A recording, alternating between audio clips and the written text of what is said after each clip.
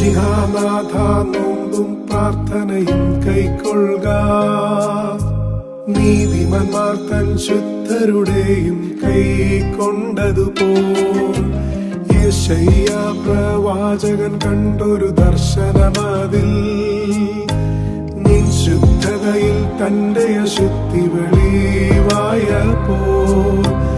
യാഗപീഠത്തിൽ നിന്നും തീക്കനൽ കൊണ്ടവനെ ശുദ്ധം ചെയ്തതുപോൽ ഞങ്ങളെയും ശുദ്ധീകരിക്കാം.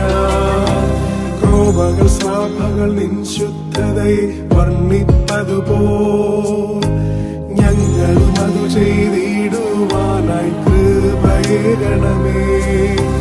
ഉത്തരമരുൾക അരുൾക ദേവ അനുഗ്രഹിക്ക.